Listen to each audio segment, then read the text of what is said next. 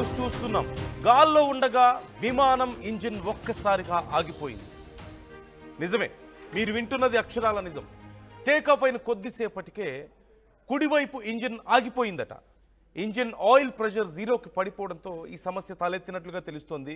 ఢిల్లీ నుంచి ముంబై వెళ్తున్న air India Boeing 777 విమానంలో ఈ ఘటన చోటు చేసుకుంది. ఇంజిన్ ఆగిపోవడంతో పైలట్లు అప్రమత్తమయ్యారు. విమానం ఢిల్లీ ఎయిర్పోర్ట్లో ఎమర్జెన్సీ ల్యాండింగ్ చేశారు. విమానంలో 175 మంది ప్రయాణికులు ఆ సమయంలో ఉన్నట్లుగా తెలుస్తోంది. ఇంజిన్ ఆగిపోవడంతో ఒక్కసారిగా ఎలా ఉంటుందనేది మీరు ఊహించుకోండి. 175 మంది ప్రయాణికులు ఉన్నారు, క్రూ ఉన్నారు. ఇంజిన్ ఆగిపోయింది, కుడివైపు ఇంజిన్ ఆగిపోయింది. ఒక్కసారిగా కొంచెం బ్యాలెన్స్ అవుట్ అవుతుంది, కొంచెం షేక్ వస్తుంది ఫ్లైట్ అంతా కూడా.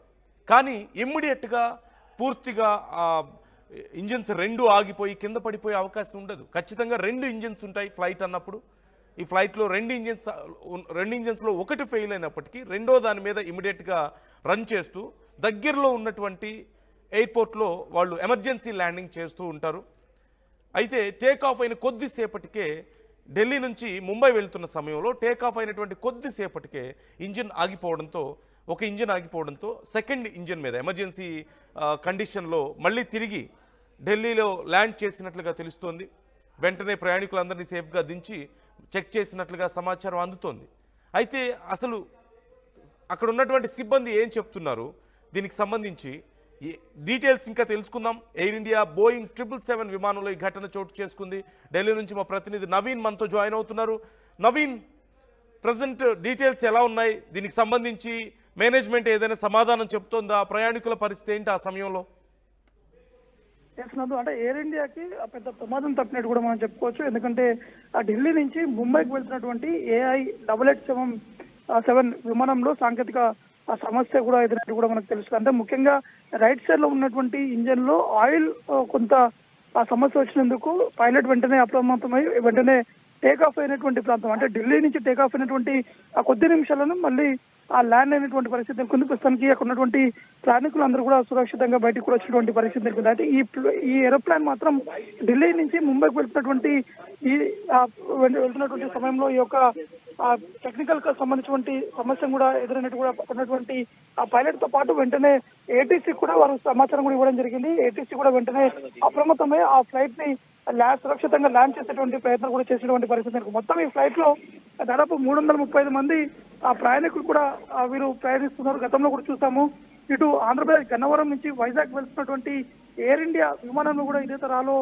సమస్య కూడా తలెత్తినటువంటి పరిస్థితి నెలకొంది. కాబట్టి ఈ రోజు ఎయిర్ ఇండియా సంబంధించినటువంటి AI 787 ని వెంటనే ల్యాండ్ చేయడం, వెంటనే అక్కడ ఉన్నటువంటి టెక్నికల్ సిబ్బంది అంతా కూడా ఆ ఎయిర్ ఇండియా ఫ్లైట్ ని కూడా పూర్తి స్థాయిలో తనిఖీ కూడా చేశారు. అక్కడ ఉన్నటువంటి టెక్నికల్ సమస్యను కూడా గుర్తించారు. వెంటనే ఆయిల్ సంబంధించినటువంటి లీకేజ్ కావచ్చు, రైట్ సైడ్ ఇంజన్ లో ఆ ఆయిల్ కొంత ఫిల్టరింగ్ సమస్య ఉండడం వల్లనే ఈ యొక్క సమస్య కూడా తలెత్తినట్టు కూడా అధికారులు చెప్పడం జరుగుతుంది. అంటే ప్రయాణికులకి మరి ఆల్టర్నేట్ ఏర్పాట్లు ఏమైనా చేశారా? డీటెయిల్స్ ఏమైనా తెలుస్తున్నాయా నవీన్ దీనికి సంబంధించి?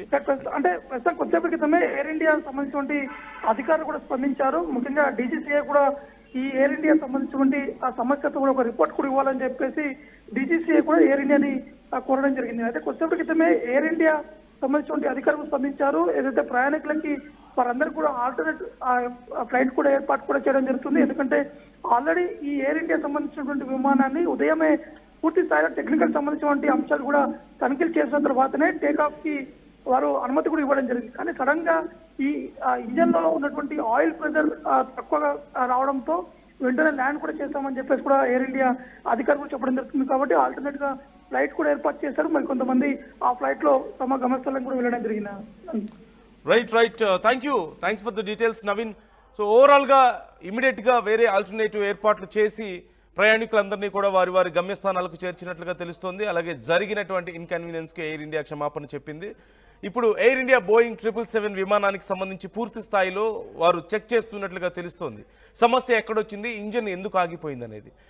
ఇంజన్ ఆగిపోవడం అనేది అతి భయంకరమైనటువంటి సమస్య. ఖచ్చితంగా చిన్న చిన్న కారణాలతో ఇలా జరగదు.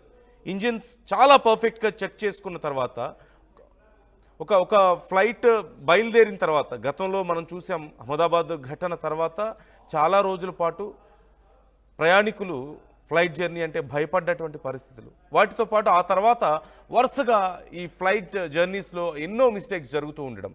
గతంలో కూడా కొన్ని సందర్భాల్లో ఇలా ఇంజిన్ ఫెయిల్ అయినటువంటి సందర్భాలు ఉన్నాయి. అలాగే గాల్లో ఎగురుతున్న సమయంలో సడన్గా పక్షులు ఢీకొట్టి ప్రమాదాలు జరిగినటువంటి సందర్భాలు ఉన్నాయి. కొన్ని అలాగే ఈ ఇంజిన్స్ సైడ్ రెక్కలకు ఉన్నటువంటి ఈ జాయింట్స్ కొంచెం వీక్ అవడం, అక్కడ షేక్ రావడం, వాటిని ప్లాస్టర్స్తో అంటించి రన్ చేస్తున్నారంటూ ప్రయాణికులు కొన్ని వీడియోస్ తీసి పెట్టడం, ఇలా ఎన్నో సమస్యలు ఎయిర్వేస్కి సంబంధించి ఎన్నో సమస్యలు మనం చూస్తూనే ఉన్నాం. ప్రయాణికులు అంతంత డబ్బులు ఖర్చు పెట్టి ప్రయాణిస్తున్నప్పుడు వాళ్ళ ప్రాణాలకి లేదంటే వాళ్ళ జర్నీకి వాళ్ళ టైంకి తగిన న్యాయం జరగడం లేదు అనే అభిప్రాయాలు చాలామంది ప్రయాణికుల నుంచి వస్తున్నాయి. మనం చూస్తున్నాం. ఇప్పుడు అలాంటి ఒక ఘటన మనం చూస్తున్నాం. అంటే ఏవైనా ప్రకృతి విపత్తుల వల్ల, అంటే ఫ్లైట్ ఆల్రెడీ గాల్లోకి ఎగిరిన తర్వాత ఒక్కసారిగా వాతావరణంలో మార్పులు రావడము, లేదంటే అనుకున్న దానికంటే చాలా వేగంగా వాతావరణం చేంజ్ అవ్వడము, ఉరుములు మెరుపులు, అతి భారీ వర్షం పడడం, లేదంటే ఓవర్ క్లౌడీ అయిపోవడం సడన్గా, ఇలాంటివి ఏదైనా కారణాలు, ఫాగ్ ఎక్స్ట్రీమ్గా ఎక్కువగా ఉండడం కానీ, అంటే ఎగిరిన తర్వాత ఏదైనా సమస్య వస్తే ఒక 10 నిమిషాల తర్వాత పావుగంట తర్వాత ఓకే ఒక అర్థం ఉంటుంది. కానీ ఇంజిన్ ఆగిపోవడం ఏంటి? అందులోనూ గాల్లో ఉండగా ఇంజిన్ ఆగిపోయిందంటే ఎంత భయంకరమైన పరిస్థితి ఉంటుంది. ఒక్కసారిగా ఆ చేంజ్ కనిపిస్తుంది. లోపలంతా కూడా టర్బులెంట్ ఎఫెక్ట్స్ వస్తాయి, ఒక షేక్ అవుతుంది, బ్యాలెన్స్ కోల్పోయినట్లుగా కనిపిస్తుంటుంది ఒక్కొక్కసారి. వెంటనే సెకండ్ ఇంజిన్, 2 ఇంజిన్స్తో నడుస్తూ ఉంటాయి ఫ్లైట్స్ అన్నీ కూడా కంపల్సరీగా. ఒకవేళ ఒక ఇంజిన్ ఆగిపోయినా ఇమ్మీడియట్గా మరొక ఇంజిన్ రన్ చేస్తారు. అది గ్లైడర్గా పనిచేస్తుంది, అంటే అది సేఫ్టీ కోసం ఎమర్జెన్సీ ఇంజిన్ యూజ్ చేస్తారు. సో సెకండ్ ఇంజిన్ మీద ఖచ్చితంగా ఫుల్ ట్రిప్ వేయడం అనేది జరగదు. 2 ఇంజిన్లు పర్ఫెక్ట్గా ఉంటేనే ఫుల్ ట్రిప్కి వెళ్తారు. సెకండ్ ఇంజిన్ కేవలం ఎమర్జెన్సీ కోసం మాత్రమే ఉంచుతారు.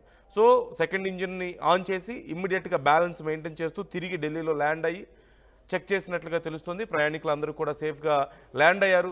అయితే ప్రయాణికులు తీవ్ర భయాందోళనకు గురైనట్లుగా తెలుస్తుంది. ఎందుకంటే ఈ మధ్య కాలంలో చాలా ప్రమాదాలు, ముఖ్యంగా అహ్మదాబాద్ ఘటన ఎంత భయంకరమైనటువంటి ప్రమాదం మనం చూసాం.